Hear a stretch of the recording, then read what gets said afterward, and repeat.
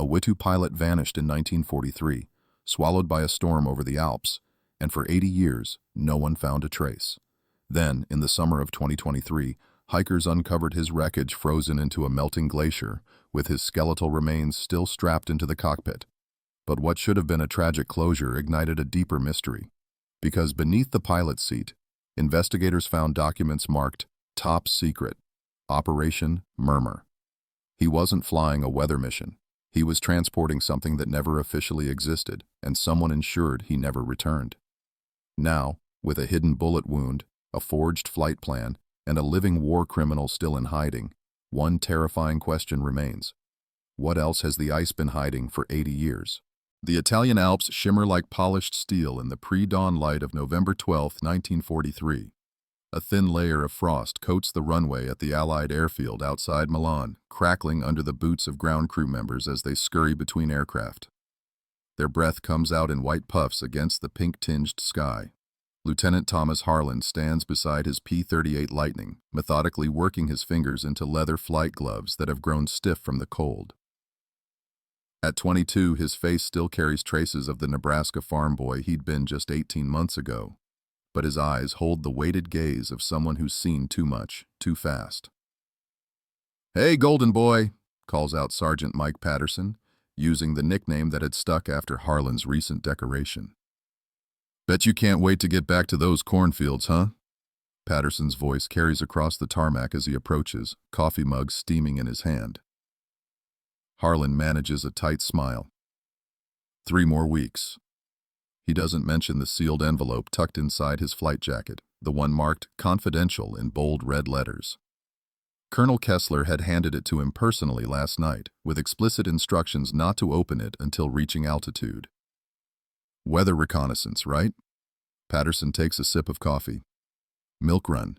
You'll be back before this stuff gets cold. Other pilots and crew members mill about nearby, going through their morning routines. The familiar scent of aviation fuel mingles with coffee and cigarette smoke.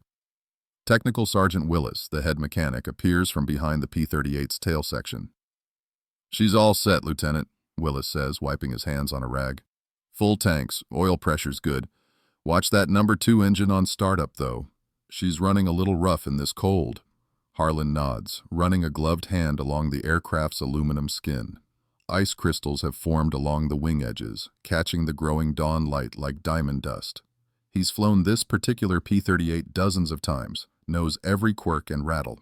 Today, something feels different. "You see the colonel yet this morning?" Patterson asks, seemingly casual. "He was looking for you earlier." Before Harlan can respond, voices carry from the direction of the operations building. Colonel August Kessler stands in its shadow, engaged in what appears to be an intense discussion with Major Bennett from intelligence. Even from this distance, Harlan can read the tension in Kessler's rigid posture. "Can't just change the manifest." Bennett's words drift across the tarmac. Kessler cuts him off with a sharp gesture. "The cargo is off the books," Kessler hisses, just loud enough to carry. "That's final." Harlan pretends not to notice, focusing instead on his pre-flight checklist. But his mind races. In the past month, he's logged 6 special assignments for Kessler, all classified, all deviating from standard protocol. Each time, the weight distribution in his aircraft felt wrong, for the listed cargo. "Time to saddle up," Willis calls out, breaking into Harlan's thoughts. The mechanic hands him a thermos. "Fresh coffee. You'll need it up there." More pilots have emerged onto the tarmac now, preparing for their own missions. They call out good-natured jibes and waves to Harlan. Lieutenant Cooper, his regular wingman, shoots him a mock salute. "Don't get lost in those clouds, farm boy." Harlan returns the gestures, feeling the weight of the envelope against his chest. The morning light has strengthened, burning off some of the ground fog, but the peaks above still wear their shroud of clouds. Perfect weather for getting lost, or for disappearing. He climbs into the cockpit with practiced ease, settling into the familiar confines. The leather seat creaks as he adjusts his position, checking that his parachute harness is properly secured. Through the canopy glass, he sees Colonel Kessler striding toward the aircraft, his face set in its usual mask of calm authority. "Lieutenant," Kessler calls up, "remember, maintain radio silence once you pass Checkpoint Baker. Weather conditions may interfere with communications anyway." A pause, then. "Good hunting."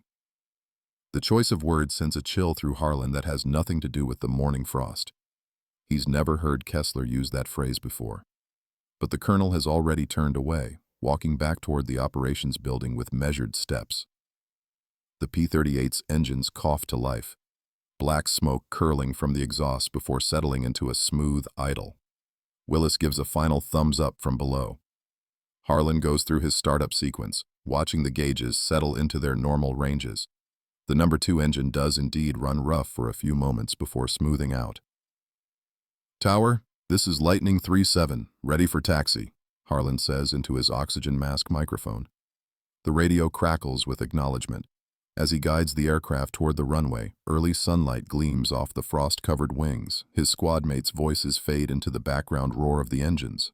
None of them know this is the last time they'll see him. Even Harlan doesn't know it yet, though something in his gut warns him this won't be the routine mission it's supposed to be.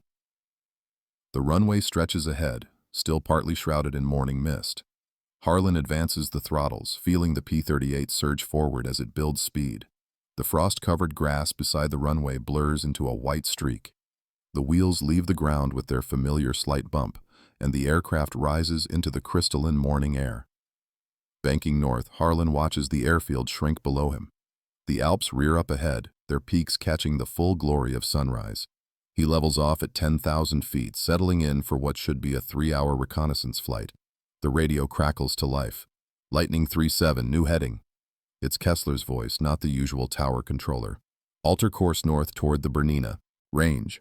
Routine atmospheric survey." Harlan's hand hesitates over the radio switch. The Bernina range wasn't in his flight plan. "Confirm heading change, sir?" "Confirmed, Lieutenant. Maintain new course." A pause. "Radio silence from this point." The static grows, then dies completely. Harlan checks his instruments, but everything appears normal. Below, the landscape unfolds in stark morning contrast, dark valleys and snow-bright peaks. The sealed envelope seems to burn against his chest. In the control tower, the radio operator frowns at his equipment. "Lieutenant Harlan, come in." He adjusts frequencies, trying again.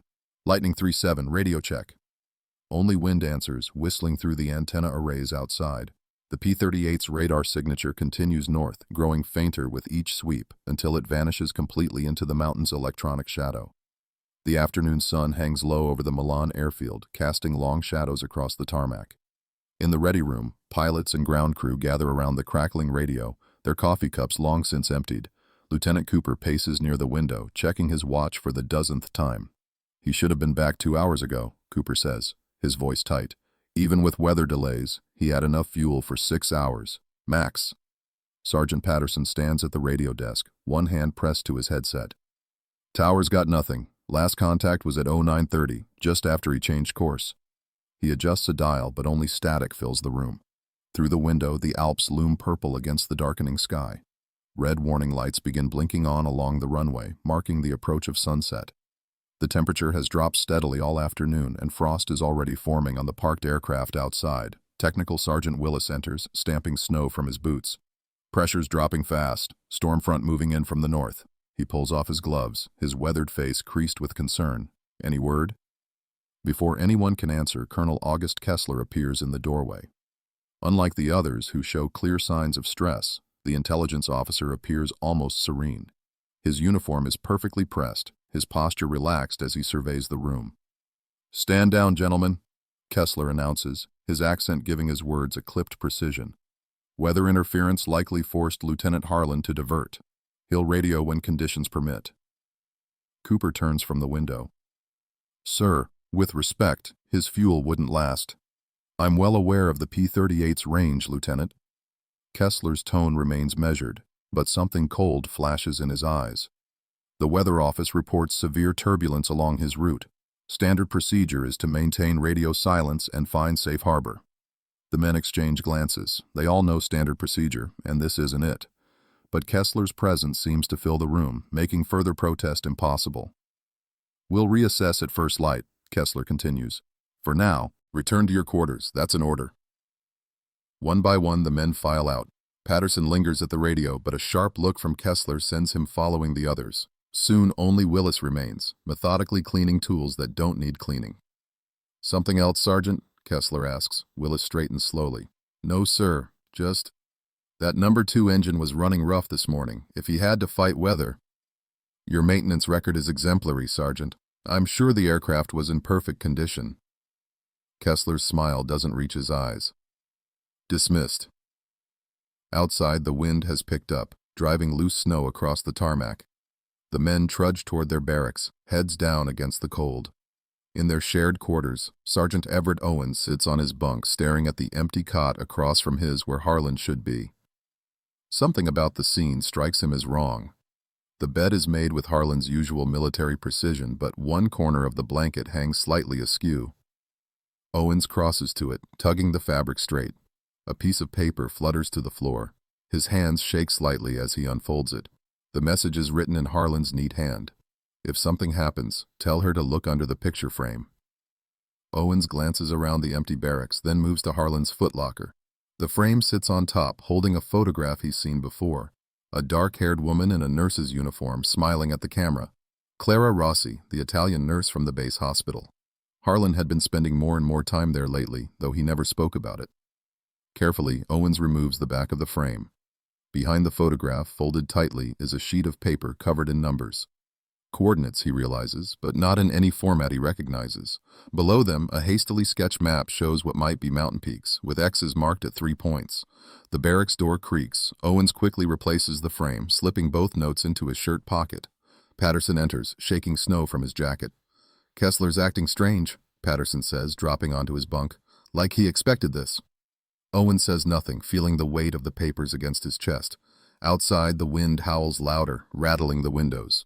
Dawn brings gray light and heavy snow.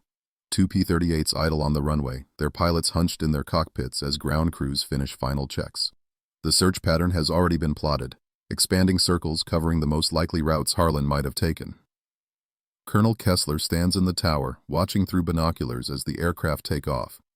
His face remains impassive, even as the planes disappear into the thickening snow. Hours pass. The search planes return, report nothing, refuel, and go up again. No wreckage, no smoke, no emergency signals. The storm intensifies, forcing them lower and lower until visibility becomes impossible. By mid-afternoon, the weather office declares the peaks completely socked in. Then these search planes make one final pass before being recalled. Fresh snow has already covered any tracks that might have existed, erasing all trace of Harlan's passage. Sergeant Owens stands at the edge of the flight deck, squinting into the whiteness. Wind-driven snow stings his face, but he barely feels it. Above, the clouds have dropped so low they seem to touch the mountains, an impenetrable wall of gray. He's gone, Owens whispers, the words lost in the howling storm. Around him, snow continues to fall, burying everything in silence. November 15th, 1943. Bernina Pass, Swiss-Italian border. The wind screams across the Alpine ridge like a wounded animal. 3 days after Lieutenant Harlan's disappearance, 20 men struggle through waist-deep snow at the base of the Bernina Pass. Their heavy boots crunch against hidden ice as they form a ragged line across the mountainside. Swiss mountain guide Anton Weber leads the group, his weathered face squinting against the relentless wind. Behind him, American and British rescue personnel alternate with local volunteers, each carrying radio equipment and emergency supplies. 4 large German shepherds strain at their leashes, noses working the frigid air. "Visibility dropping," Weber shouts in accented English, his voice barely carrying over the gale. "Stay within sight of your partner." The temperature hovers around -20 degrees Celsius. Ice crystals form on beards and eyebrows within minutes of exposure. The men's breath freezes in clouds around their faces as they methodically sweep the western slope. Sergeant James Morton, a British RAF rescue specialist, checks his compass for the dozenth time. "We're approaching the coordinates where radar last picked up his signal," he calls to Weber. "Should be just beyond that ridge." The dogs suddenly grow agitated, pulling toward a dark shape beneath the snow. The men converge, shovels appearing in gloved hands. But it's just a fallen pine branch, torn loose by the storm.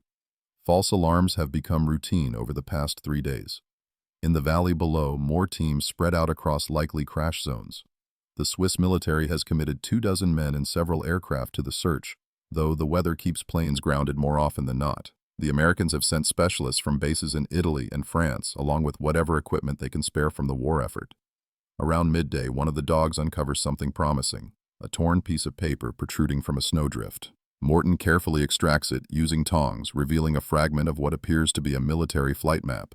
The edges are charred, but some markings remain visible.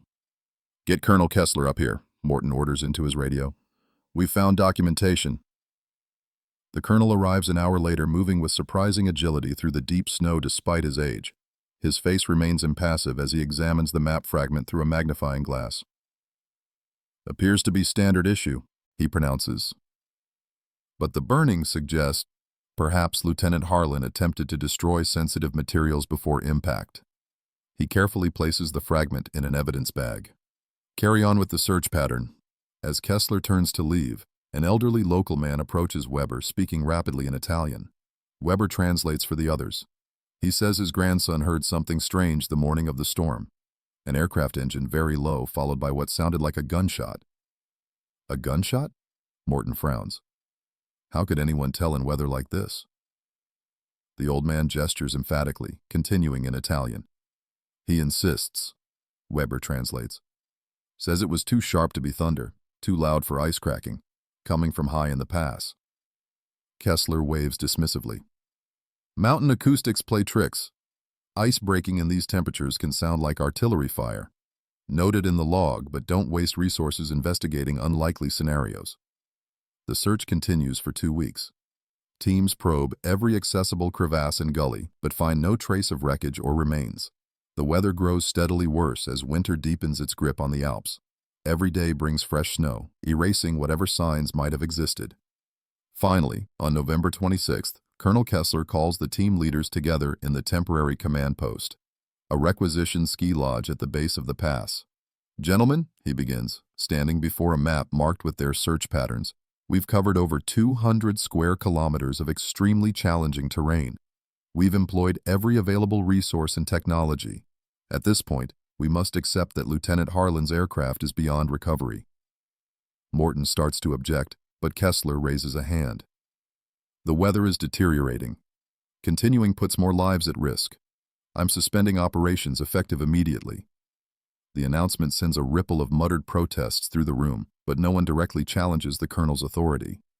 Within hours, equipment is being packed up and personnel reassigned. Back at the Milan Air Base, Sergeant Owens watches the process with growing unease. Something about the speed of the shutdown feels wrong. He's seen other crash investigations drag on for months, yet Kessler seems almost eager to close this one. His suspicions deepen when he spots the colonel in the operations office late that night. Through the window, Owens sees Kessler removing papers from the investigation file, including the recovered map fragment. The colonel feeds the documents into a small stove one by one, watching until they turn to ash. The next morning, Owens is assigned to clear out Harlan's personal effects. The empty hangar echoes with his footsteps as he works, carefully wrapping each item in brown paper. A notebook filled with Harlan's precise handwriting, the distinguished flying cross he'd received just weeks earlier, a half-finished letter to Clara Rossi, the Italian nurse, describing plans for after the war. Owens places everything in a wooden crate marked personal effects. Outside, the wind howls through gaps in the hangar doors, carrying the sound of winter storms gathering in the mountains.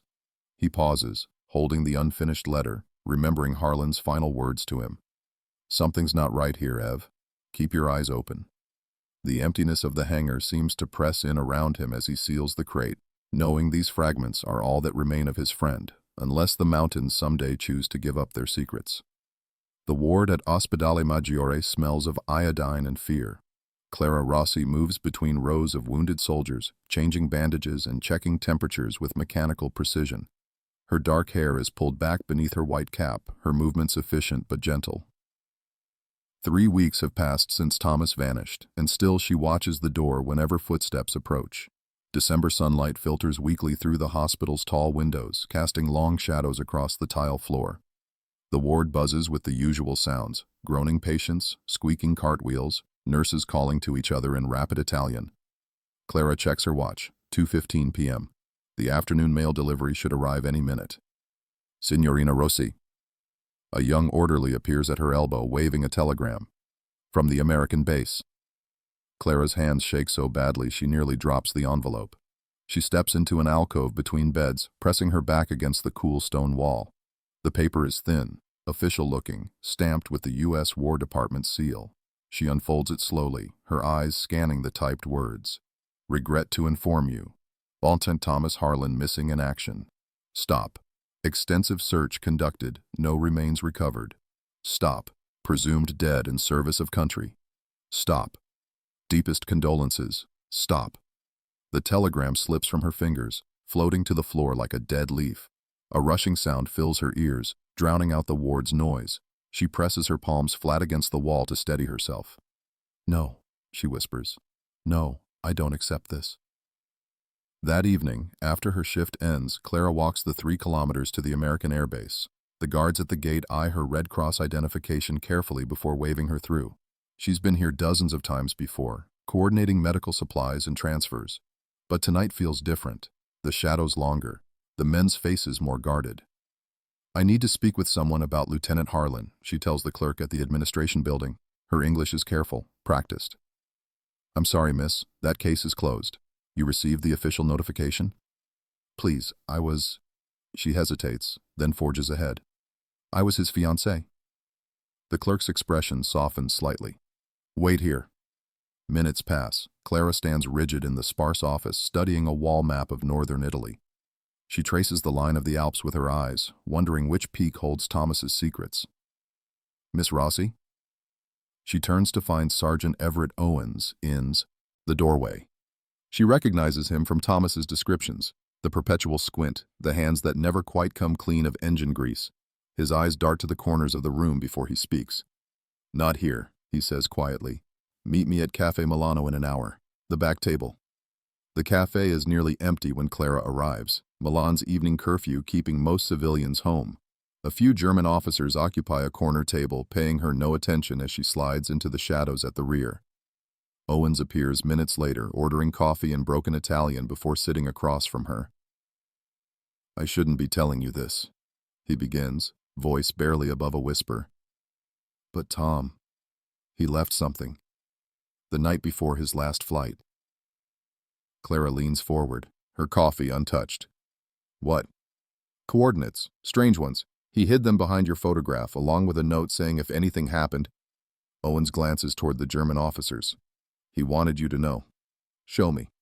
Owens pulls a crumpled paper from his pocket, sliding it across the table beneath his napkin. Clara memorizes the numbers quickly, then copies them onto her own napkin with shaking fingers. The official story doesn't add up, Owens continues. The colonel burned the logbook before anyone could examine it properly. And that weather mission? It wasn't on any standard roster. Colonel Kessler? Clara's pen pauses. Thomas mentioned him in his letters, said he was running something secret. Whatever it was, Tom stumbled onto it. And now... Owens trails off as a waiter approaches. They sit in silence until he passes. I'm going to find out what these mean, Clara whispers, tucking the napkin into her uniform pocket. I have contacts in the mountain villages through the Red Cross, people who know those peaks. Be careful, Owens warns. There are eyes everywhere now, and the Germans are tightening their grip on the north. Clara nods, her jaw set with determination. I'll need papers to travel.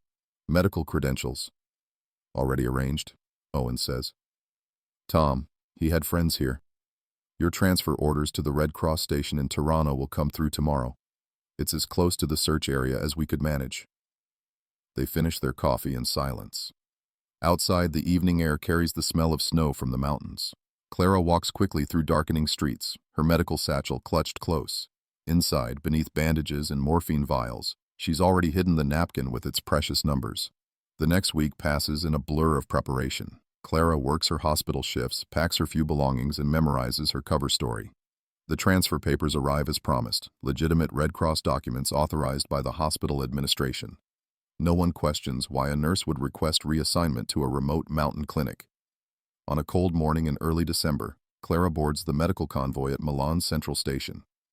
3 Red Cross trucks idle in the freight yard, loaded with supplies bound for various northern outposts. She finds her assigned vehicle, climbing into the passenger seat beside a tired-looking Italian driver. Through the windshield, she watches soldiers checking papers and inspecting cargo.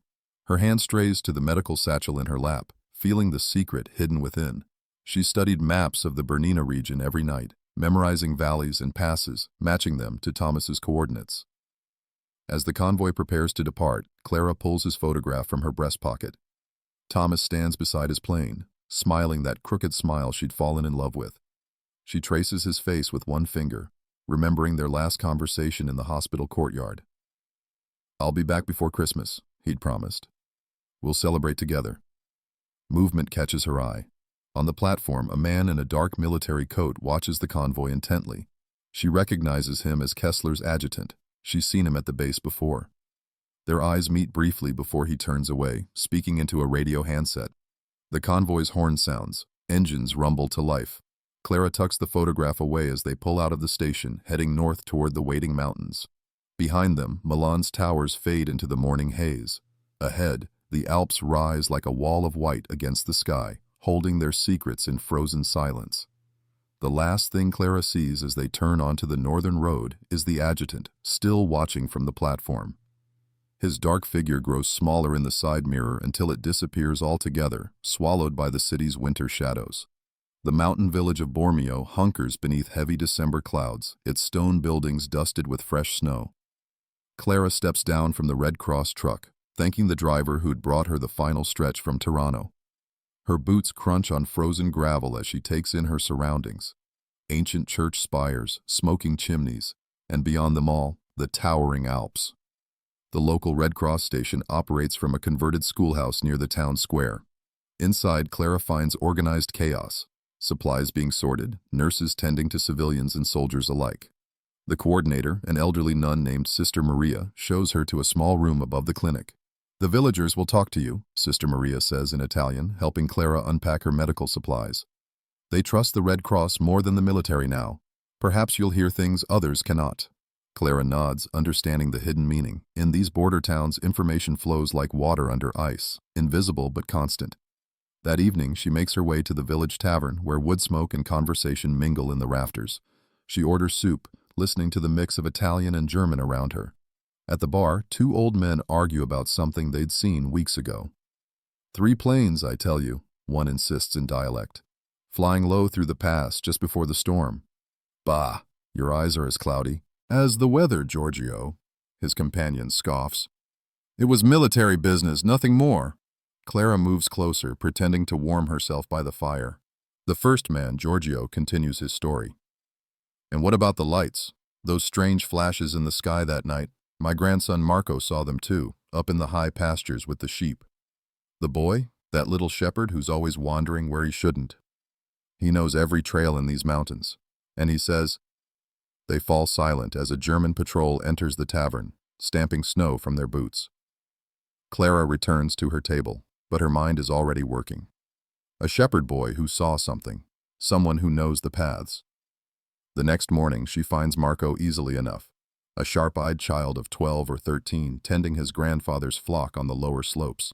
He's suspicious at first, but her Red Cross uniform and gentle questions eventually win him over. "The planes came from there," he points south toward Milan, flying very low following the valley, then up toward the Bernina Pass. "When exactly?" Clara asks, trying to keep her voice casual. 3 weeks ago, maybe 4, just before the big storm." He squints at the mountains. "There were lights too, like lightning but with no thunder, and a sound like..." He hesitates. "Like when ice breaks in spring." Clara pulls out a small map, showing him the coordinates she'd memorized. "Do you know this area?" Marco studies the numbers, then nods slowly. "Yes. There's an old goat track that goes partway up. I can show you, but..." "But what?" "The soldiers don't like people going there now. They put up signs. Military zone. Keep out." Clara's heart pounds. "Could you take me? Just to look?" Marco glances at the sun's position. "Now, if you want. The sheep will graze here until evening." They set off along a narrow trail that winds up through sparse pine forest. The air grows thinner as they climb, and Clara's legs burn with effort. Marco moves ahead easily, pointing out landmarks. A lightning-struck tree, a distinctive boulder, a crossing stream. After an hour, they reach a shelf of rock overlooking a steep valley. Marco points to a shadowy cleft between 2 peaks. "That's where I saw the lights," he says, and later something metal showing through the snow, like a giant silver fish scale. Clara checks her map again. The coordinates match almost exactly. Can we get closer? Marco leads her along a treacherous ledge, using his shepherd's staff for balance. The wind picks up, carrying ice crystals that sting their faces. Finally, they reach a precarious viewpoint above a snow-filled bowl. And there, catching the weak winter sun, Clara sees it. A curved piece of metal jutting from the ice, olive-drab paint still visible beneath frost. Her breath catches. It could be part of a wing. She takes a step forward, trying to get a better look, when a deep rumble fills the air. Marco grabs her arm. "Avalanche!" he shouts. "Run!" They turn and flee as the mountain seems to crack open above them. The roar becomes deafening. Clara stumbles, but Marco pulls her behind a massive boulder just as a wave of snow thunders past. They huddle there, covering their faces as ice dust fills the air. When the chaos finally settles, they emerge to find the landscape transformed.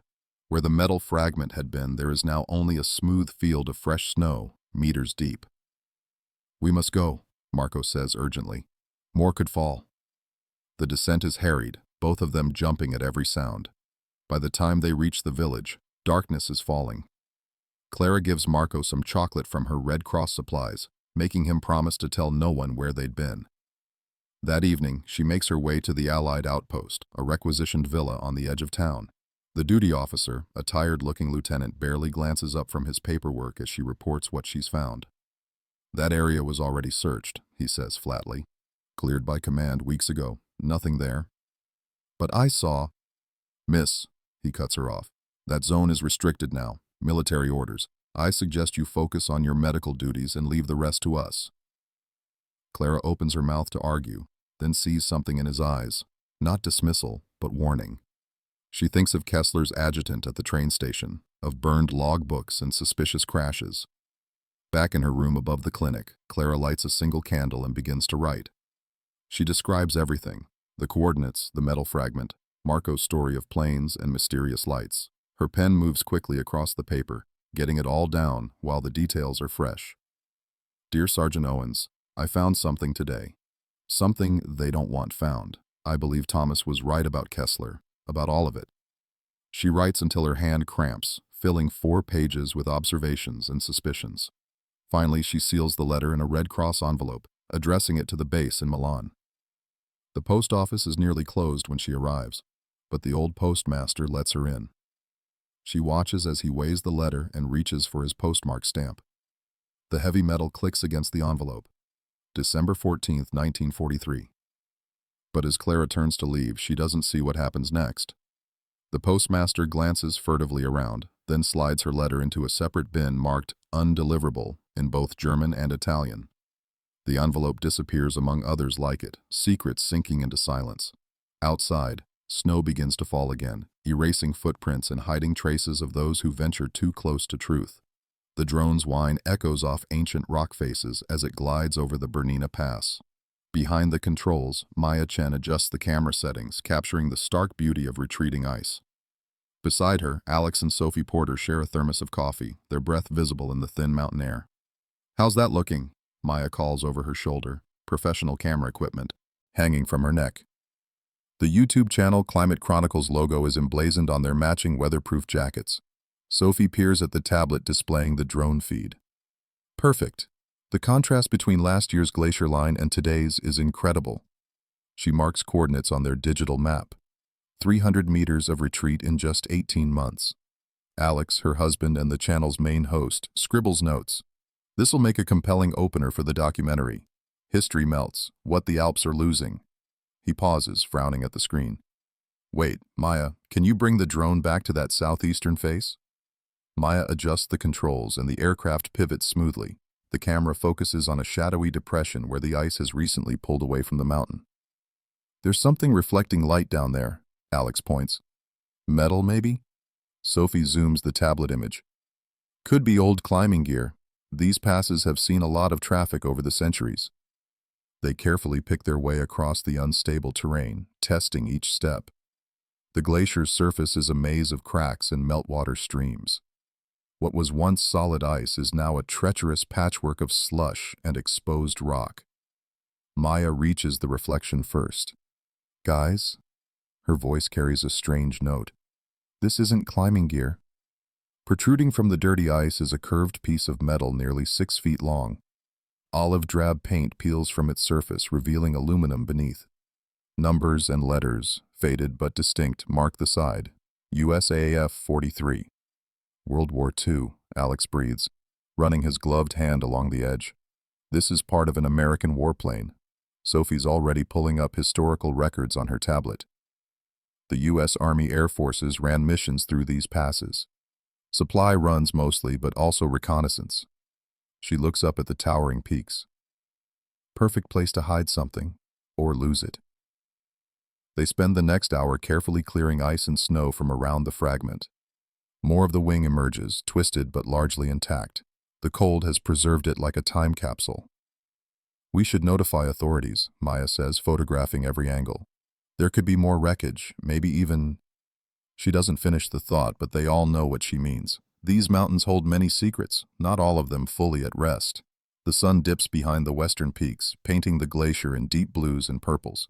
They've pitched their tent on a stable rock outcropping about 50 yards from the discovery site. Their cameras capture time-lapse footage of stars wheeling overhead while they huddle around a camp stove, discussing their find. The documentary just changed focus, Alex says, warming his hands around a mug of soup. This isn't just about climate change anymore, it's about what the melting ice reveals. History literally resurfacing. Sophie's already editing footage on her laptop. I'm posting a clip tonight. The signal's weak, but we can manage a short upload. People need to see this. Maya adjusts her headlamp, casting one last look at the wing glinting in the darkness. Wonder how long it's been up here, frozen in time? And who was flying it? The answer to her question sits in a small study in Nebraska, though she doesn't know it yet. Margaret Owens absently stirs her evening tea, scrolling through her social media feed. At 62, she's one of the few military historians who maintains active accounts. Know your audience, she always says. Her study walls are lined with books and filing cabinets, the organized chaos of a lifetime studying war records and missing soldier cases. A video thumbnail catches her eye. Breaking, WWII aircraft discovered in melting alpine glacier. She clicks play. The 30-second clip shows 3 young researchers documenting their find. The camera pans across the wreckage, lingering on the partially visible serial number. Margaret's hand freezes mid-stir. She knows that number, has known it since she was a girl, listening to her great-uncle's stories. Sergeant Everett Owens had kept meticulous journals during his service, journals that now fill a locked drawer in Margaret's desk. With trembling fingers, she pulls out the oldest volume. The leather is cracked, pages yellow with age. She turns to a section marked with a faded ribbon, where a black and white photograph is carefully pasted. It shows a young pilot standing proudly beside his P-38 Lightning. The same serial number is clearly visible on the fuselage. Written below in her uncle's precise hand, Lieutenant Thomas Harlan, last photo before final mission.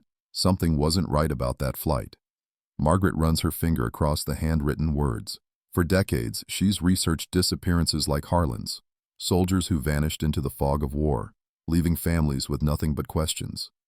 Her great-uncle never stopped wondering about his friend's fate. The mystery followed him until his death in 1985.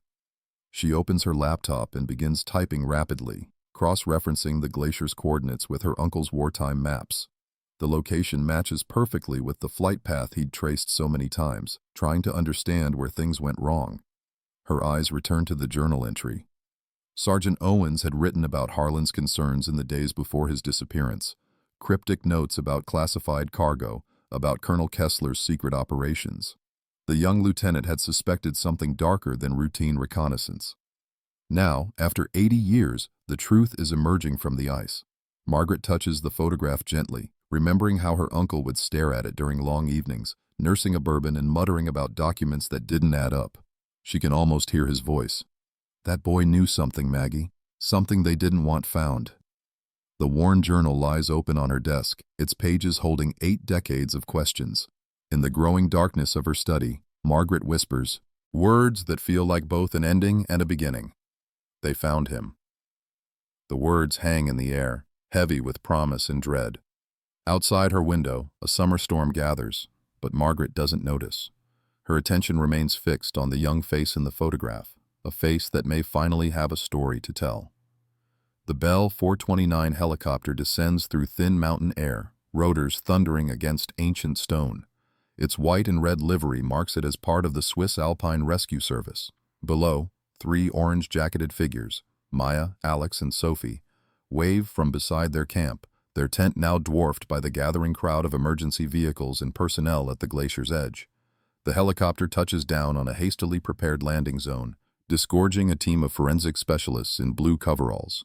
Equipment cases branded with Fedpol, Swiss Federal Police logos are passed down a human chain. Local police have already cordoned off the area with yellow tape that snaps in the wind. Dr. Elena Berger, lead forensic archaeologist, approaches the three YouTubers.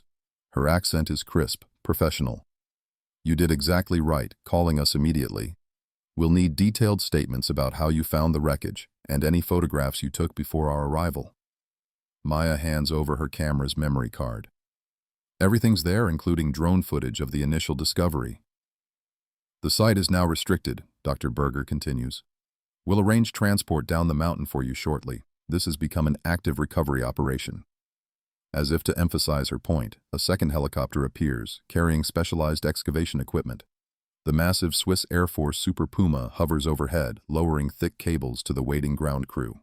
The forensic team works with methodical precision. Ground-penetrating radar reveals the aircraft's full outline beneath the ice. Heat lamps are positioned strategically, while technicians drill core samples to assess the structural integrity of the surrounding glacier. "Careful now," Dr. Berger calls out as the first major section of fuselage emerges. "We treat this as both a crash site and a potential crime scene." The P-38's cockpit canopy, though cracked, has protected its contents from the worst ravages of time and ice. As afternoon shadows lengthen across the glacier, the team illuminates the interior with powerful LED arrays. A collective hush falls over the workers. Inside, still strapped to the pilot's seat, a skeleton wearing the remnants of a U.S. Army Air Force's uniform sits frozen in its final moment. The leather of the flight jacket has partially survived, along with boots and gloves. Most striking is the position, hands still gripping the controls, head turned slightly as if looking over one shoulder. Dr. Berger photographs everything before allowing anyone to reach inside. "Note the preservation level," she dictates into a recorder. "Sub-zero temperatures and relative absence of bacteria have maintained. Significant organic material." A technician carefully reaches past the remains, retrieving a corroded M1911 pistol from beside the right femur. The weapon's position suggested had been drawn but never fired. "Dog tags," another worker calls out. Using fine brushes, they clear decades of ice from the metal discs still hanging around cervical vertebrae. The stamped letters emerge slowly. Harlan Thomas J. Dr. Berger consults a tablet. Match confirmed with U.S. military records. Lieutenant Thomas Harlan declared missing November 12, 1943. The team works through sunset, powerful floodlights now bathing the glacier in artificial day. Each item is catalogued, photographed, and carefully removed. Oxygen mask, fragments of instrumentation, personal effects from pockets now stiff with ice. "Wait," Dr. Berger says, examining the area beneath the seat. "There's something else." A leather pouch, sealed with wax and wrapped in oilcloth, has preserved its contents from moisture. They extract it gently, placing it in a climate-controlled container for transport. The preliminary X-ray shows paper documents inside. By morning, the story has exploded across international media. World War II pilot found in Alpine Glacier headlines compete with 80-year-old mystery solved. News helicopters circle at a respectful distance while reporters gather in the nearest village, waiting for official statements. In Nebraska, Margaret Owens throws clothes into a suitcase while booking the first available flight to Zurich. Her hands shake as she emails copies of her uncle's journals to the Swiss authorities, highlighting the entries about Harlan's final flight. 18 hours later, she stands in the stark fluorescent light of the Federal Police Laboratory in Bern. Her credentials as a military historian and her connection to Sergeant Owens have earned her unprecedented access, though she's required to wear a protective suit and observe from behind glass. Dr. Berger greets her with unexpected warmth. "Your uncle's notes are remarkable, Ms. Owens. The flight path he recorded matches our recovery site exactly. More importantly, they provide crucial context about Lieutenant Harlan's state of mind before the mission." They watch as technicians begin the delicate process of thawing and separating the documents from the leather pouch. Modern conservation techniques protect the paper from deterioration as each page is carefully unfolded. The first sheet bears a header that makes Margaret's breath catch. Classified, OP Murmur. Below, columns of numbers and code words fill the page, many crossed out or amended in hurried handwriting. Operation Murmur, Margaret whispers. It's not in any official record I've ever seen. A partial map slides free from between the pages. Red circles mark locations throughout northern Italy and southern Switzerland, locations that correspond to no known Allied flight routes. In the margin, a hastily scrawled note. Not weather stations. Something else. Dr. Berger studies Margaret's face. Your uncle wrote that Lieutenant Harlan was troubled by his final orders, that he suspected his commanding officer of running unauthorized missions. Margaret nods slowly, watching as more documents emerge from their frozen time capsule. He knew something was wrong. Now we might finally learn what it was. The technicians continue their careful work, each revealed page adding to a puzzle 8 decades in the making. Through the laboratory windows, the Swiss Alps rise against a blue summer sky, silent guardians of secrets that can no longer stay buried in ice. The fluorescent lights hum steadily in the climate-controlled reading room of the Swiss Federal Archives. Margaret Owens sits at a metal desk, surrounded by carefully preserved documents from the recovered pouch. She wears white cotton gloves as she gently turns each page, her eyes scanning the yellowed papers with growing intensity. The first document is a flight log, but unlike any official military record she's seen, the entries are cryptic, with coordinates written in Harlan's precise hand, followed by strange notations, Package Delta, and Special Cargo X. Times and dates are crossed out, rewritten, then crossed out again. What were you trying to tell us, Lieutenant? Margaret whispers, reaching for her laptop to check the coordinates against wartime maps. The next page makes her pause. It's a personal note, hastily scrawled on the back of a requisition form. The paper is creased, as if it had been folded and refolded many times. Third shadow plane this week, not on any manifest. Someone's watching our routes. Jensen disappeared after asking questions about the cargo. They said engine failure, but his plane was just serviced. This isn't random. Margaret's hands tremble slightly as she turns to the next page. The writing becomes more urgent, pressed deeper into the paper. If I don't make it back, someone in our ranks is using us to move loot. They're killing pilots who ask too many questions. She pulls out her phone and photographs each document, careful to capture every angle under the specialized archival lighting. The next sheet contains a list of dates and locations, many scratched out. But one name appears twice, underlined heavily. Colonel August Kessler. Next to the second mention is a clear notation. Murmur Handler. Margaret opens her laptop and begins searching military databases. Colonel August Kessler's official record is sparse. German-born, recruited into Allied intelligence for his expertise in asset recovery. Last known location, Berlin, 1945. Status, presumed dead during Soviet advance. Too clean, Margaret mutters, making notes. Everything after 43 is redacted. She spends the next 3 hours cross-referencing European archives, her fingers flying across the keyboard. British intelligence files mention Kessler briefly in connection with special operations in northern Italy. Swiss banking records show unusual transfers authorized under his code name. Then her phone buzzes, an email from Dr. Paolo Ricci at the Museum of War History in Milan. Ms. Owens, regarding your Kessler inquiry, found something strange in our newspaper digitization project, sending image now. The attachment opens, a grainy but clear photo from a 1992 edition of the Garmisch-Partenkirchner Tagblatt. It shows elderly men at a Bavarian town council meeting. But one face stands out, a tall, distinguished man identified in the caption as Herr Gunther Krell, local antiques dealer. Margaret's breath catches. She's seen that face before, in wartime photographs. The same sharp cheekbones, the same calculating eyes, though aged by decades. Her hands shake as she opens her facial recognition software, a program usually reserved for verifying historical photographs. She uploads the newspaper image alongside a 1943 military photo of Colonel Kessler. The program runs its algorithms, comparing bone structure, eye spacing, ear shape. Numbers scroll across the screen as the AI maps thousands of facial points. A chime sounds. The screen flashes. Match probability. 94% subject identification. Kessler, August. Probable alias detected. Margaret stares at the results, her mind racing. The man who ordered Harlan's final flight didn't die in Berlin. He's been living in plain sight, in a quiet German mountain town for nearly 50 years. She leans back in her chair, the weight of the discovery settling over her. He's alive. The fluorescent lights continue their steady hum as Margaret looks again at Harlan's warning note, the words taking on new urgency. Someone in our ranks is using us to move loot. They're killing pilots who ask too many questions. Now she knows who that someone is, and after 80 years of hiding, she knows exactly where to find him.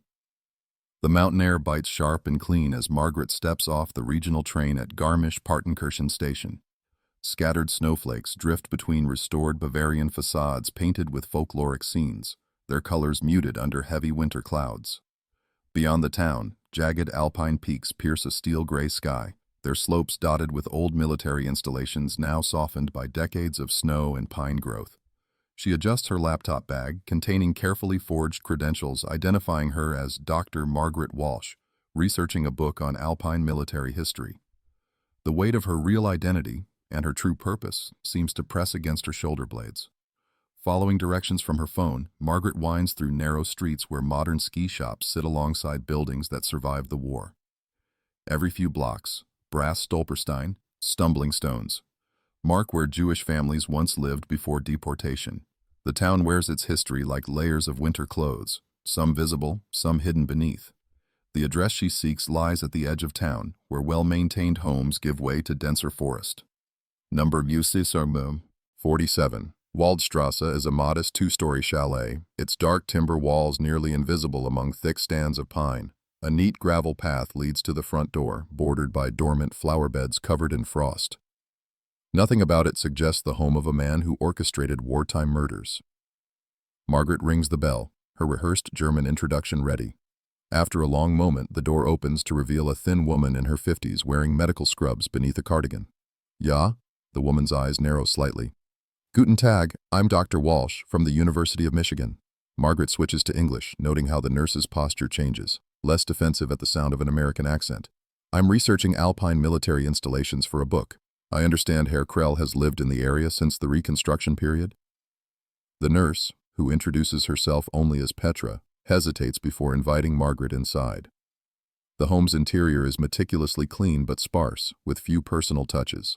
A medical lift chair dominates the living room, positioned near windows overlooking the back garden. The air smells of antiseptic and wood smoke.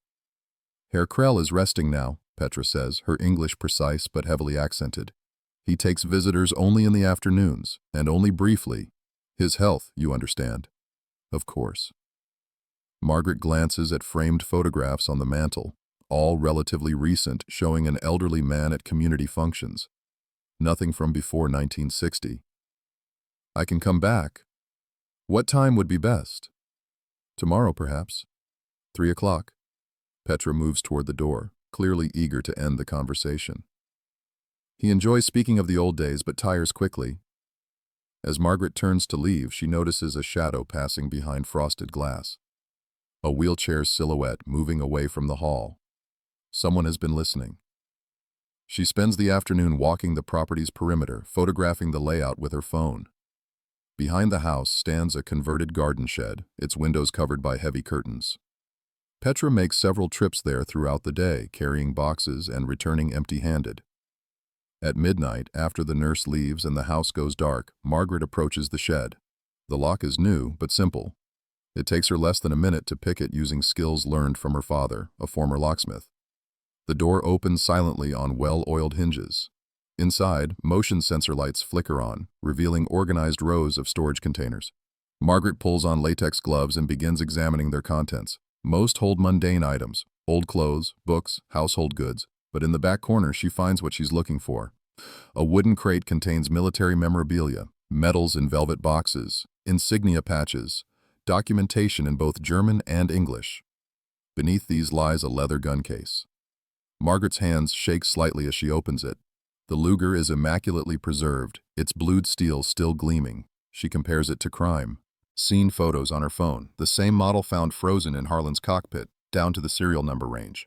This isn't just similar, it's a matching weapon. Moving quickly now, Margaret photographs everything: the gun, the papers, the medals bearing Kessler's actual name. One document catches her eye, a transfer order dated November 1943, authorizing special cargo flights over the Swiss border. It bears both Kessler's signature and a strange stamp, a stylized letter M surrounded by wings. The sound of a car engine makes her freeze. Headlights sweep across the shed's high windows. Margaret carefully returns everything to its exact position and slips out the back door, locking it behind her. She makes it to the tree line just as Petra's car pulls into the driveway. In her hotel room, Margaret spends hours organizing the evidence and composing emails. By dawn, she sent encrypted files to 3 different agencies: Interpol, the Swiss Federal Police, and the U.S. State Department's War Crimes Division. She includes her uncle's journal entries, the recovered cockpit documents, and tonight's photographs. The response comes faster than expected.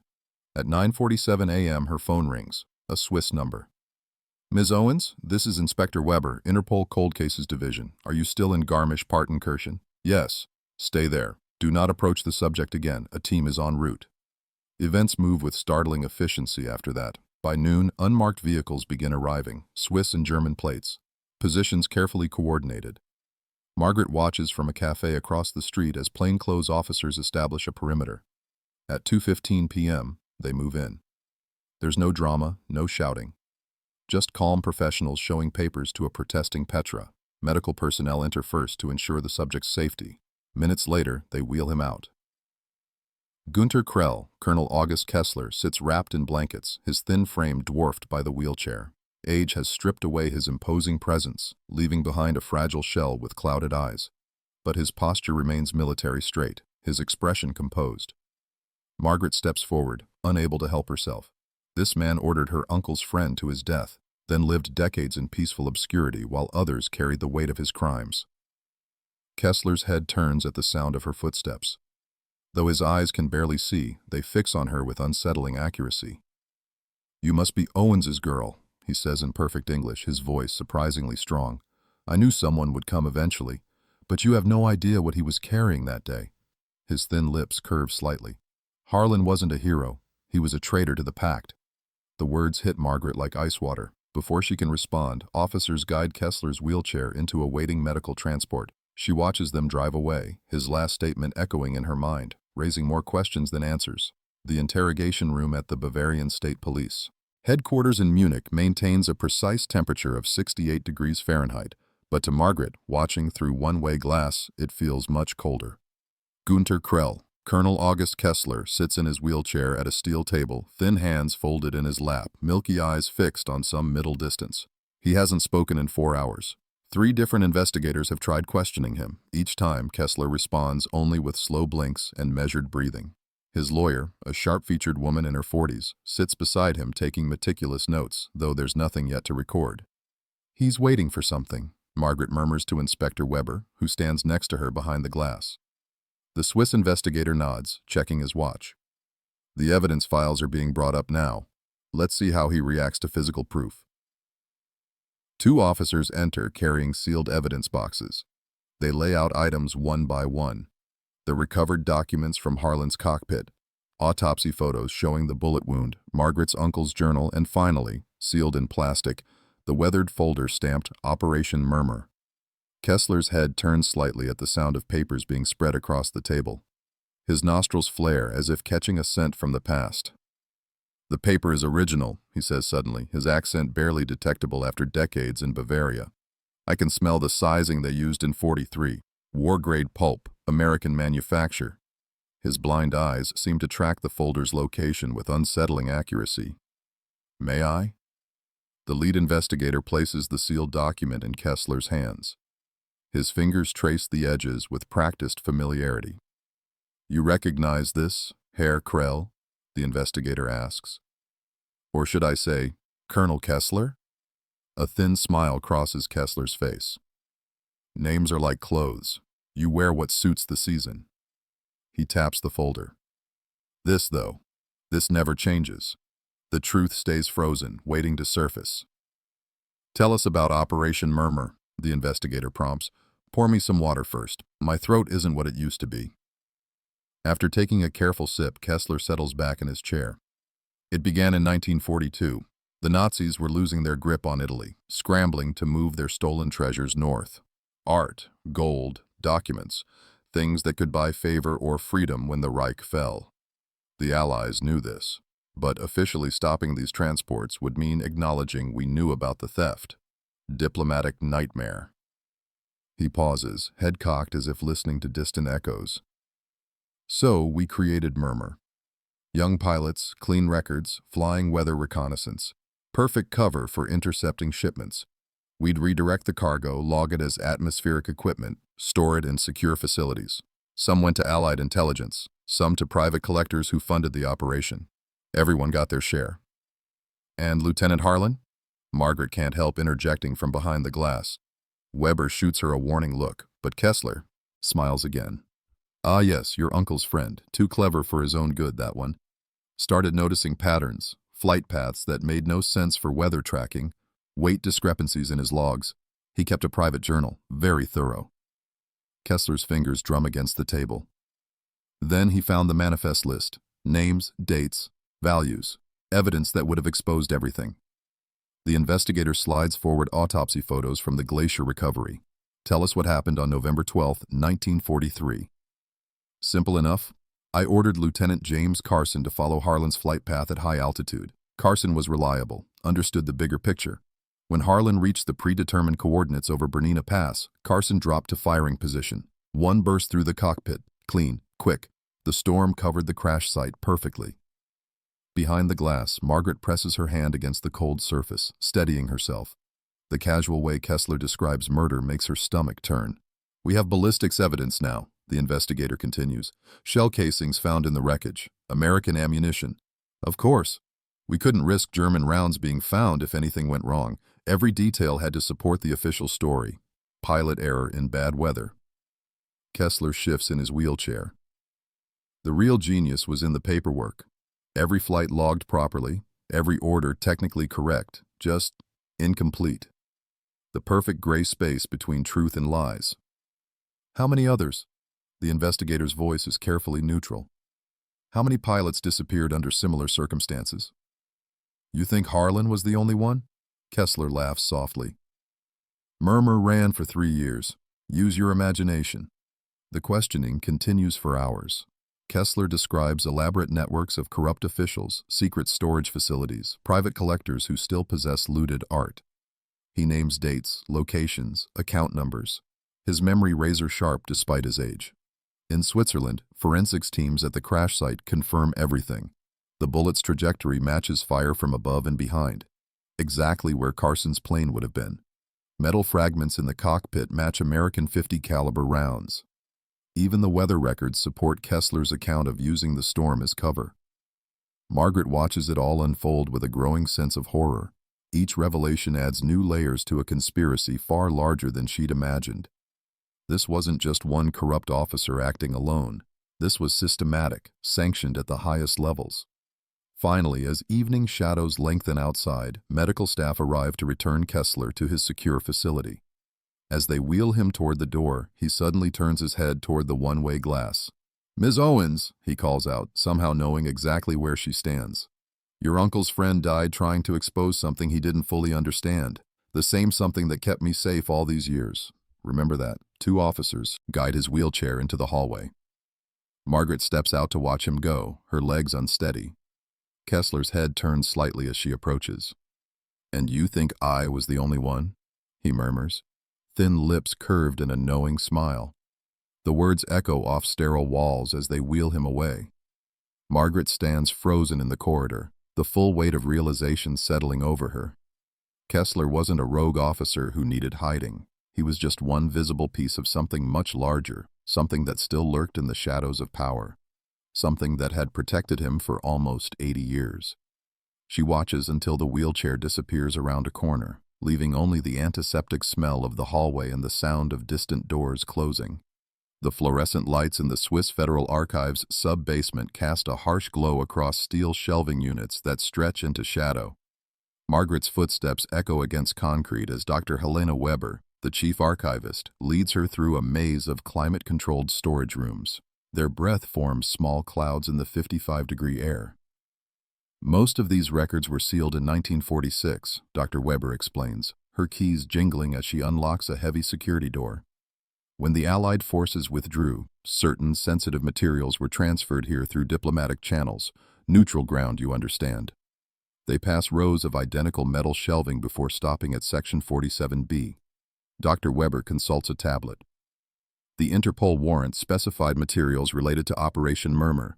We located one primary container meeting those parameters. She points to a military-style footlocker positioned on a waist-high shelf.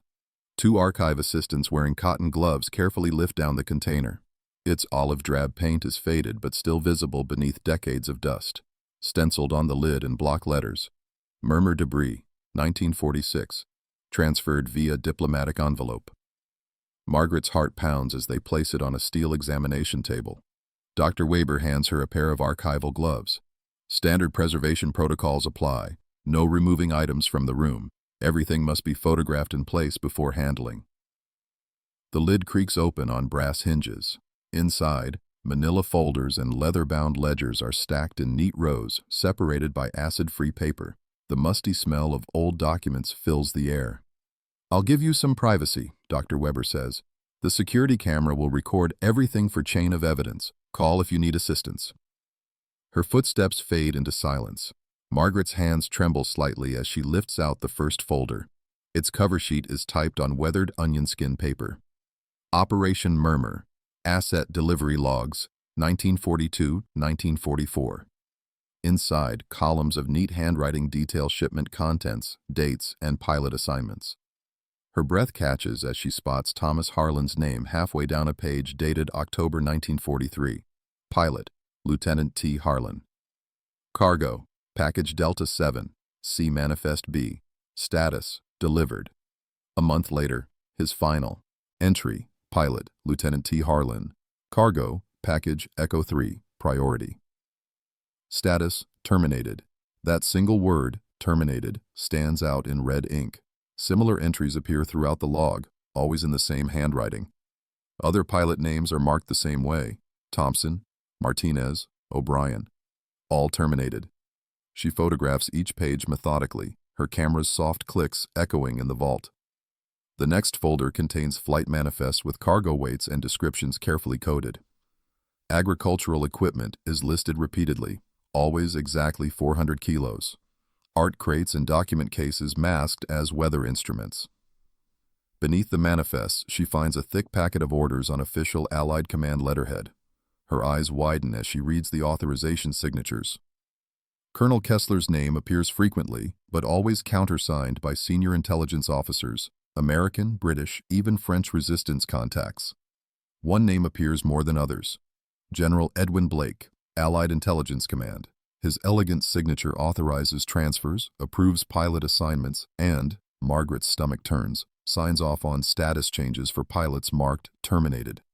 "My God," she whispers, photographing Blake's signatures.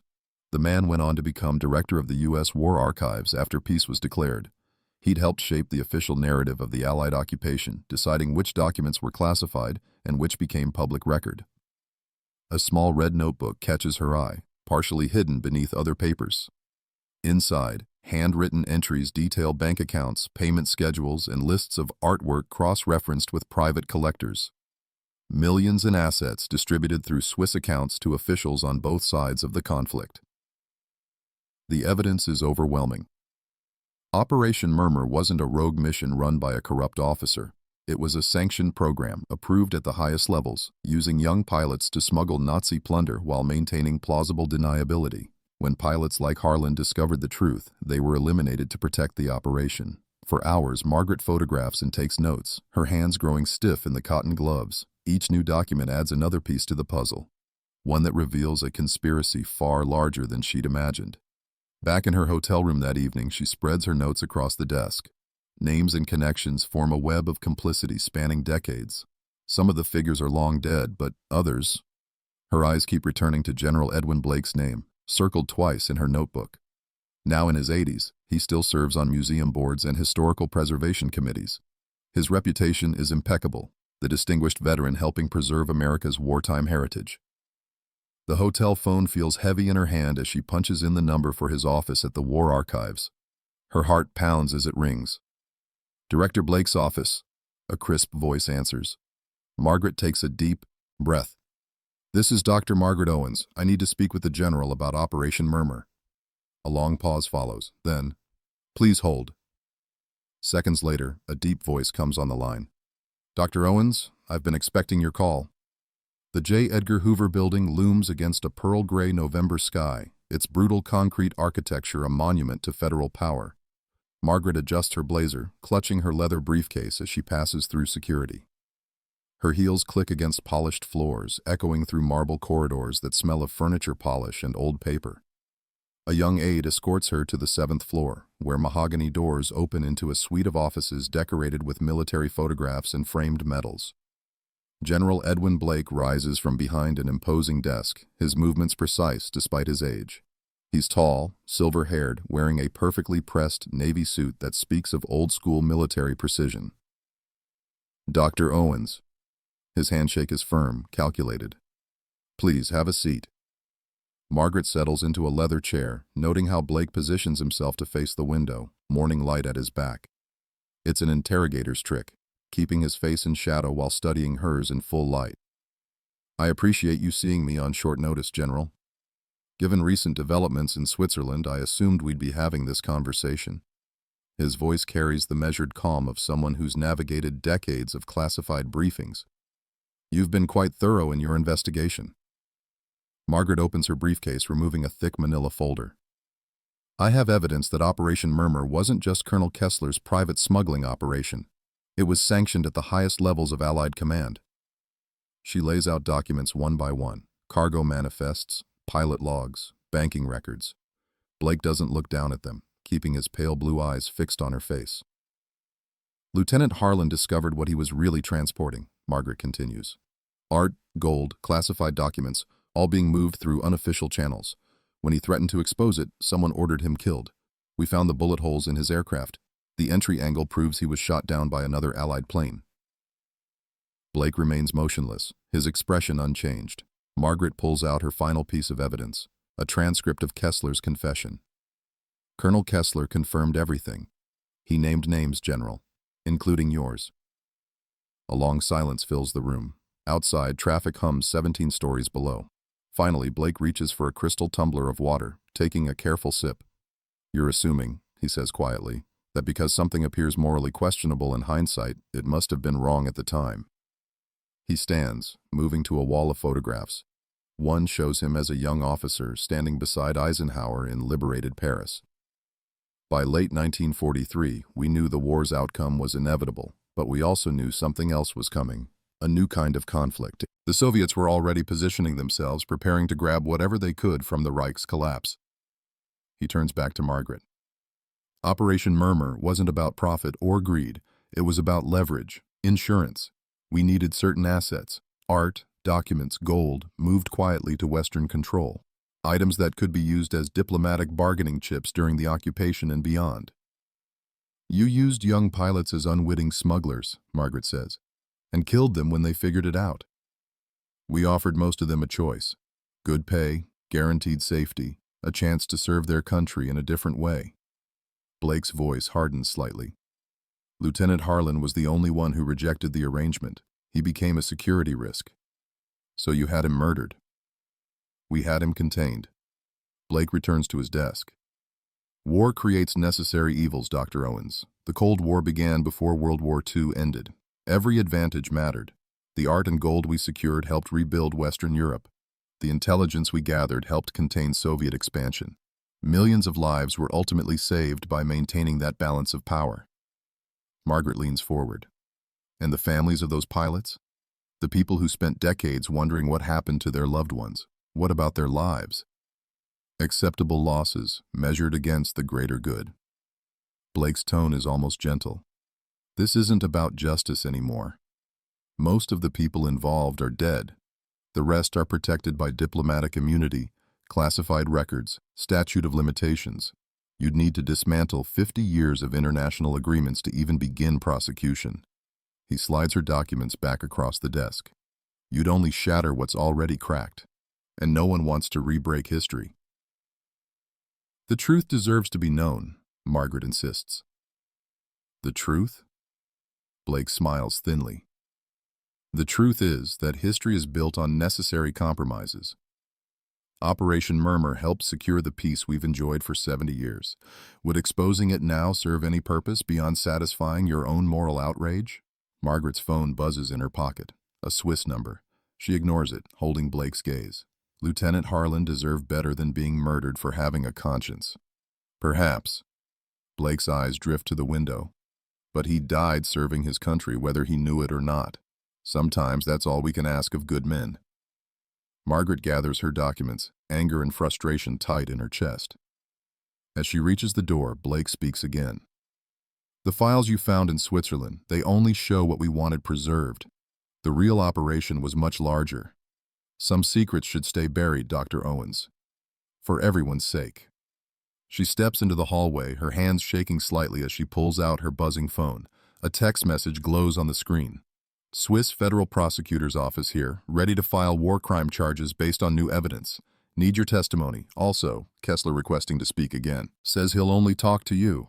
Margaret stares at the message, the weight of history pressing down around her in the silent corridor. The Swiss Federal Detention Center rises like a modernist fortress against the alpine backdrop, its clean lines and reinforced glass reflecting the morning sun. Margaret shows her credentials at 3 separate checkpoints before being escorted through a maze of sterile corridors. The air smells of antiseptic and institutional coffee. He's been asking for you, the facility doctor tells her in accented English. His condition has deteriorated significantly since last week. We're monitoring him hourly now. They pause outside a heavy door marked Secure Medical Wing. Through the observation window, Margaret glimpses medical equipment and a hospital bed where August Kessler, once the feared colonel who commanded Operation Murmur, lies beneath white sheets, diminished by age and illness. He hasn't eaten since yesterday, the doctor adds quietly. We don't expect him to last much longer. Margaret nods, steeling herself. I understand. A guard unlocks the door and she enters the climate-controlled room. Monitors beep softly, tracking the fading vital signs of a man who had evaded justice for 8 decades. Kessler's eyes are closed, his skin nearly translucent against the pillow. But as Margaret approaches, those eyes open. Still sharp, still calculating despite the failing body around them. A faint smile crosses his lips. You've done well, he whispers. Better than your uncle ever did. Margaret settles into the chair beside his bed, removing her recorder. You wanted to talk about Lieutenant Harlan. Thomas Harlan. Kessler's voice strengthens slightly, taking on an oddly respectful tone. A boy too honest for the world we built. Did you know he used to double-check every flight manifest, count every crate? Most pilots just flew where we told them, asked no questions, but not him. You had him killed for that curiosity. I had him eliminated because he threatened something larger than himself. Kessler shifts, grimacing. The shot was necessary, clean. 1 bullet through the cockpit. Quick death, more than many got in those days. Margaret leans forward. You're admitting to ordering his murder? At my age, with death so close? He laughs weakly. What's one more confession? Yes, I gave the order. Sergeant Mills took the shot. He was our best marksman, flew a modified P-38. Poor Mills never knew why. Died in '51, car accident in Arizona, or so the report said. And after Harlan? After him, everything became smoother. The other pilots fell in line. Some figured it out eventually, but by then the money was too good, the arrangements too comfortable. Kessler's gaze drifts to the window. Harlan's death didn't stop Murmur. It just made it easier to control. The operation ran for years after the war. Art, gold, documents moving through shadow channels. The Cold War needed its secret. Highways. He falls silent for a moment, breathing labored. A nurse enters to check his vitals but retreats when Kessler waves her away irritably. There's something you should know, he continues. Something never recovered. North of Milan, in the foothills, there's an old monastery, Santa Maria della Grazia. The Germans used it as a storage facility in '43. When they retreated, certain items remained hidden. Paintings mainly, some sculptures. The monks kept quiet, even after liberation. We were planning to move everything through Harlan's route, but after he... Kessler coughs. Well, plans changed. The cash was never retrieved. You're saying there's still looted art hidden there, after all these years? Unless someone else found it. But the monastery was abandoned in the '60s. Remote location, difficult access. His eyes take on a distant look. I always meant to go back, but there was never time. Then suddenly there was too much time, and I was too old. Margaret's recorder captures the soft beeping of monitors, the whisper of oxygen flowing through tubes. Kessler's breathing grows more labored, but his mind remains sharp, focused on this final unburdening. There's something else. He motions weakly toward a drawer in the bedside table. In there. I've kept it all these years. Should have destroyed it, but couldn't bring myself to. Margaret opens the drawer and finds a small leather notebook, its pages warped by decades-old frost damage. Her hands tremble as she recognizes the U.S. Army Air Force's insignia embossed on the cover. Harlan's? She whispers. Kessler nods. Took it from the wreckage before the snow covered everything. Read it many times over the years. He was smarter than we gave him credit for. Figured out most of the operation just by watching flight patterns, counting cargo weights. Margaret opens the notebook carefully. The pages are filled with Harlan's neat handwriting. Sketches of crates, coded coordinates, lists of dates and times. Near the back, a final entry catches her eye. If you're reading this, then I died trying to protect the truth. Don't let it freeze forever. She looks up to find Kessler watching her intently. Why keep this? Why not destroy it? Perhaps I wanted someone to know the real story someday. Perhaps I just admired his courage. Kessler's voice grows fainter. A man should be remembered for who he truly was, don't you think? Even his enemies can grant him that. Margaret closes the notebook gently. Is there anything else you want to tell me? But Kessler's eyes have drifted shut, his breathing shallow. The monitors show his pulse weakening. Margaret rises quietly, tucking the precious notebook into her bag. At the door, she pauses for one last look at the man who had ordered Thomas Harlan's death, who had hidden truth beneath lies for longer than she'd been alive. His eyes remain closed, his face peaceful, as if sleep had already begun its transition to something deeper. Nurse slips past Margaret into the room, moving to check vital signs with practiced efficiency. After a moment, she straightens and makes a small note on her chart. Colonel August Kessler, architect of Operation Murmur, keeper of decades of secrets, is gone. The mountain road to Santa Maria delle Grazie winds through stands of cypress and stone pine, each switchback revealing glimpses of the Po Valley far below. Margaret's rental car leads a small convoy, 2 police vehicles, an unmarked van carrying the prosecution's forensics team, and a truck from the Italian Ministry of Culture. Dawn paints the monastery's weathered bell tower in shades of amber as they approach. There, Margaret points, consulting Harlan's recovered notebook. The building matches his sketched outline perfectly. A 15th-century compound with thick walls rising from native stone, its chapel distinguished by a peaked roof and remnants of faded frescoes. Police tape already cordons off the entrance. 2 carabinieri stand guard, their breath visible in the crisp morning air. The property has been secured for 48 hours based on Margaret's evidence, waiting for this moment. Dr. Elena Conti, the lead archaeologist, approaches as they park. We've done preliminary ground-penetrating radar scans, she says, unrolling several printouts across a portable table. There's definitely a void beneath the chapel floor, roughly 6 meters by 12. The entrance appears to be concealed behind the altar.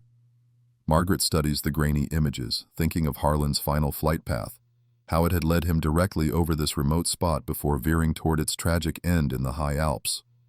He knew, she murmurs. He figured out this was the collection point. The team assembles their gear, lights, cameras, lifting equipment. The monastery's wooden doors creak open, revealing a sanctuary frozen in time. Dust motes dance in shafts of light piercing the gloom through narrow windows. The stone floor bears deep grooves from decades of faithful footsteps, now leading to empty wooden pews. Look at this, calls one of the forensics technicians, running his gloved hand along the altar base. The stonework doesn't match. These blocks were reset at some point. Dr. Conti kneels to examine the seam. Good catch. The mortar's different too, younger than the surrounding material. She taps the surface with a small hammer, listening to the acoustic response. Hollow behind here. This entire section is false. It takes 2 hours of careful work to safely remove the altered stones. Behind them, rough-cut steps descend into darkness. The air that rises from below is cold and stale, untouched for nearly 80 years. I'll go first, Margaret says, switching on her headlamp. The beam catches cobwebs and moisture-slicked walls as she descends. 23 steps, exactly as Harlan had noted in his final entry. The chamber opens suddenly, larger than expected. Their lights sweep across rows of wooden crates stacked, nearly to the vaulted ceiling. Everything is covered in a thick layer of dust, but otherwise perfectly preserved in the cool, dry air. Mein Gott, whispers one of the German prosecutors, lifting his camera. It's all still here. The team works methodically, photographing everything before touch. Many crates bear Nazi eagle stamps and inventory numbers. Others show Allied markings, clearly redirected shipments. A stack of metal strongboxes along one wall proves to contain gold bars, their Nazi mint marks still pristine. "Over here," calls Dr. Conti. She's found a wooden filing cabinet, its drawers still organized with military precision. Inside, leather portfolios filled with documents, their pages crackling with age. Margaret pulls on cotton gloves before carefully opening the first folder. The letterhead stops her breath.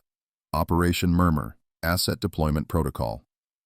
Page after page details the movement of looted valuables through supposedly routine weather reconnaissance flights. Pilot names are listed alongside dates and cargo manifests. Some entries are marked with a simple red X. These are execution orders, she realizes, scanning the dates. Every X marks a pilot who learned too much. Her finger stops at November 12, 1943, Thomas Harlan's final flight. The discovery continues through the morning. They find diplomatic pouches containing Allied codes, lists of Swiss bank accounts, correspondence between senior military officials arranging the systematic theft and concealment of Nazi plunder. One envelope holds photographs, documentation of art pieces being loaded onto aircraft under cover of darkness. But it's a leather-bound ledger marked Operation Closure that proves most damning. Its pages outline the elaborate plan to erase all evidence of Murmur's existence, including the permanent retirement of pilots, officials, and witnesses who couldn't be bought or scared into silence. "This isn't just theft," says the lead prosecutor, carefully turning pages. "This is proof of a conspiracy reaching to the highest levels of multiple governments. The implications are extraordinary." By noon, news helicopters circle overhead. Journalists gather at the police barricade, alerted by unofficial leaks. Phones ring constantly as officials from a dozen countries demand information. The UN Secretary General's office issues a statement calling for an immediate international inquiry. Margaret leaves them to their frenzy. She climbs through scrub oak to a ridge overlooking the monastery, the same spot where Harlan's last known flight path crossed these hills. In her pocket, she carries the spare dog tag recovered from his frozen remains, identical to the one now housed in a climate-controlled evidence locker. The metal feels warm in her palm as she kneels in the patchy snow. Below, she can hear the controlled chaos of a world-changing discovery unfolding. But up here, the silence is complete. The same silence that welcomed a young pilot's final act of defiance 8 decades ago. She places the dog tag gently on a flat stone, letting the morning sun catch its stamped letters. Harlan, Thomas J., USAF. The truth he died protecting has finally emerged from its long winter. His name at last will be remembered for what it truly represents. Not a tragic accident, but a stand against corruption that reached across decades to find its voice. The tag gleams in the snow as Margaret stands, small but undimmed, like truth itself. The late autumn sun filters through clouds above Arlington National Cemetery, casting long shadows across endless rows of white marble headstones. A crisp breeze carries fallen leaves across the meticulously maintained grounds where generations of America's service members rest. Today, after 80 years, Lieutenant Thomas Harlan will finally join them. The military honor guard stands at perfect attention, rifles gleaming as a horse-drawn caisson bearing Harlan's flag-draped casket makes its slow procession along the winding road. Behind it walks a solemn congregation. Uniformed officers, government officials, journalists, and families connected by threads of history that have taken decades to unravel. Margaret Owens walks beside Sophia Rossi, Clara's granddaughter, both wearing black. Sophia clutches a weathered envelope containing her grandmother's last letter, written in careful Italian script shortly before her death in 1989. The paper has yellowed with age, but Clara's words remain clear and powerful. "She never stopped believing in him," Sophia whispers to Margaret as they follow the caisson. Even when everyone else accepted the lies, she knew there was more to his disappearance. The ceremony site overlooks a gentle slope dotted with autumn colors. 2 flags, American and Italian, snap in the wind beside the grave. News cameras whir quietly from a respectful distance as the honor guard lifts the casket from the caisson with practiced precision. The chaplain steps forward to begin the service, his voice carrying across the hallowed ground. "We gather today not only to lay a hero to rest, but to right a historic wrong. Lieutenant Thomas Harlan's sacrifice reminds us that courage often demands standing alone against powers that seem insurmountable. Margaret's hand tightens around Harlan's recovered notebook as the chaplain continues. Its pages contain the truth he died protecting, the evidence that transformed him from a suspected deserter to a recognized whistleblower in the eyes of history. When the chaplain concludes, Sophia rises and moves to the podium. Her hands tremble slightly as she unfolds her grandmother's letter. The paper rustles in the microphone.